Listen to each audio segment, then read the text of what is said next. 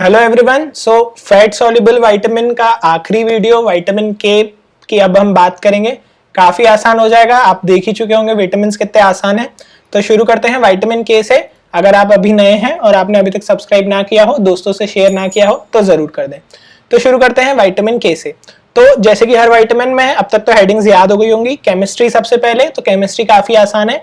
जो बेसिकली ये ड्रग्स के ऐसे ऐसे नाम आते हैं, ये बेसिकली केमिस्ट्री से ही आते हैं। तो क्या होता है बेसिकली केमिस्ट्री में, तीन चीजें आपको याद रखना है, vitamin K1, K2, K3। Okay, तो K1 फाइलो, P से फाइलो, फाइलो आपको पता ही है प्लांट्स होता है, so this is your plant derivative. K2, K3 are important to us. K3 is synthetic form and K2 is produced by intestinal bacteria. So अब आप diet में लेते हैं या इंटेस्टाइनल बैक्टीरिया, दोनों जगह से विटामिन के का हमारा सोर्स हो सकता है। ओके, K2 को कहते हैं मीनाक्विनॉन और K3 is menadione. So this is all you need to know in chemistry. It is quite a short chemistry, nothing much to be known. Okay, vitamin के में अगेन बस फंक्शन की इंपॉर्टेंस है, इसके अलावा कुछ भी जानने को ज्यादा नहीं है। सो विटामिन के फंक्शन की बात करते हैं तो काफी आसान सा फंक्शन है, कोई ईमेन बनाने की जरूरत नहीं है।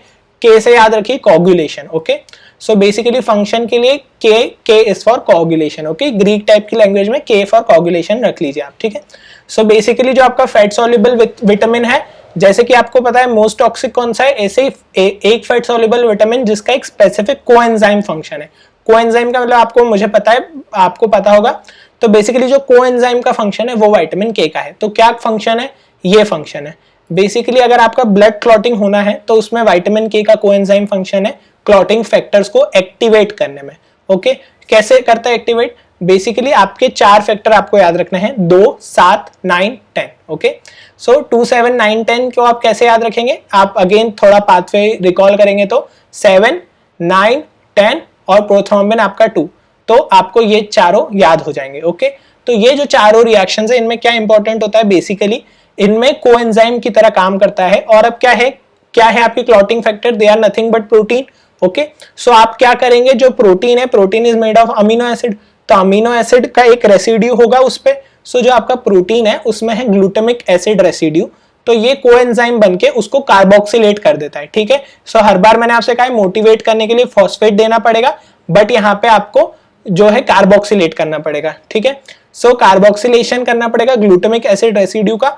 इसके कारण क्या होगा, जो आपका नॉर्मल ग्लूटामेट था वो कन्वर्ट किस में हो गया, गामा कार्बोक्सी ग्लूटामेट। ठीक है, और इस प्रोसेस में विटामिन के अलावा ऑक्सीजन और CO2 भी चाहिए रहते हैं। ठीक है, अब जो अगली लाइन लिखी है कि ये जो पूरी स्टेप है इसको इनहिबिट करता है डाइक्यूमेरॉल और वारफेरिन। तो अब काफी मैंने बस बोल दिया है, साइकिल नहीं दिखाई है, ऐसे नहीं चलेगा।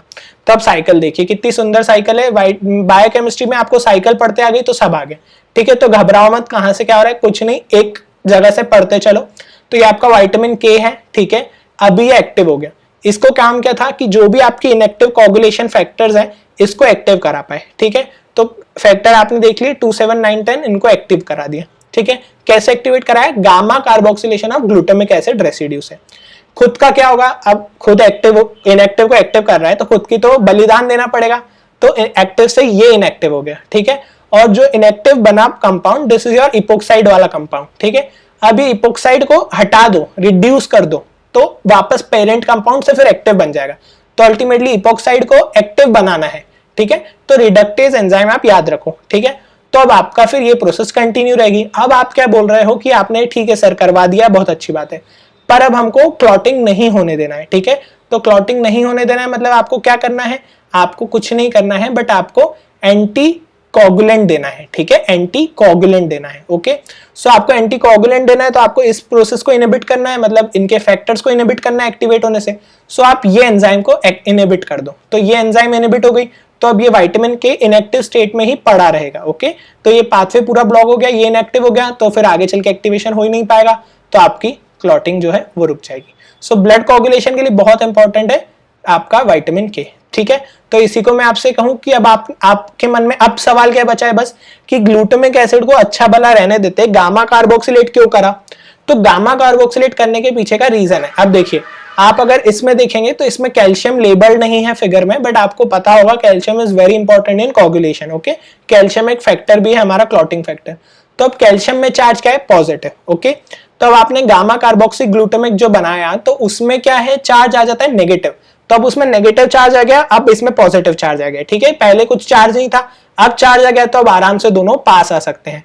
तो फैक्टर 2 मैंने आपसे कहा था प्रोथ्रोम्बिन, तो अब प्रोथ्रोम्बिन कैल्शियम कॉम्प्लेक्स बन जाएगा और फिर ये बहुत इंपॉर्टेंट है हमारी क्लॉटिंग प्रोसेस के लिए, जैसे कि आपको पूरा पता होगा प्लेटलेट्स और उनका एग्रीगेशन और बहुत सारी चीजें। तो इसके कारण से आपको पता होना चाहिए कि जो प्रोथ्रोम्बिन थ्रोम्बिन का कन्वर्जन है वो बढ़ जाता है और अल्टीमेटली आपकी पाथवे सक्सेस हो जाता है। और साथ ही साथ यही टाइप का काम वो दूसरी जगह भी कर सकता है। ग्लूटामिक एसिड रेसिड्यू कहीं पे भी कार्बोक्सिलेट करना है कर देगा। ऑस्टियोकैल्सिन एक प्रोटीन है उसके भी कर देगा, और ऑस्टियोकैल्सिन क्या है, अगेन कैल्शियम से बाइंड होने वाला प्रोटीन है जो कि बोन्स में प्रेजेंट होता है। सो वो आपको ध्यान नहीं रखे तो भी चलेगा, ये पाथवे एकदम आपको दिमाग में बना होना चाहिए। एटलीस्ट इतना कि विटामिन के एक्टिव से इनएक्टिव हुआ, उसने गामा कार्बोक्सिलेट करा, और फिर इनएक्टिव जो है उसको हम इनिबिट करते हैं इस एंजाइम को इनिबिट करके बाय वारफेरिन या डाइक्यूमेरॉल। ओके, तो फिर आप इसको आगे चल के पूरा हम देखेंगे कि आईएनआर जो फार्मेकोलॉजी में आता है कि कई बार ज्यादा हो जाती है चीजें, तो फिर आईएनआर मॉनिटरिंग होती है, वो सब अलग बात है, ठीक है। तो विटामिन के हमको देना भी पड़ता है। अब काफी आसान से डेफिशिएंसी पे आते हैं, तो फंक्शन को बिगाड़ दो। क्लॉटिंग नहीं हो रही है तो इंडिविजुअल ब्लीड करे जा रहा है प्रोफ्यूजली, और अगर न्यूबॉर्न है तो हेमोरेजिक डिसीज ऑफ न्यूबॉर्न। तो डेफिशिएंसी मुझे नहीं लगता कुछ ज्यादा बताने की जरूरत है। टॉक्सिसिटी में बेसिकली आरबीसी पे हमला कर देता है, तो आरबीसी गए, तो आरबीसी हीमोलाइसिस आपको पता है हाइपरबिलिरुबिनिया में होता है, बच्चों में बात होगी तो कर्निक्टेरस हो जाएगा, जॉन्डिस वाली चीजें। तो टॉक्सिसिटी भी काफी आसान है, तो मेरे ख्याल से विटामिन के is the most easiest I should say. और फैट सॉल्युबल में आपको आरडीए तो मैं पहले ही बता चुका हूं। तो this is all you need to know about vitamin K. अगर आपने पुराने वीडियोस ना देखे हो, अब तो 100 अप्रोच करने वाले हैं, उम्मीद है 100 अप्रोच होते तक 5000 भी हो जाए हम।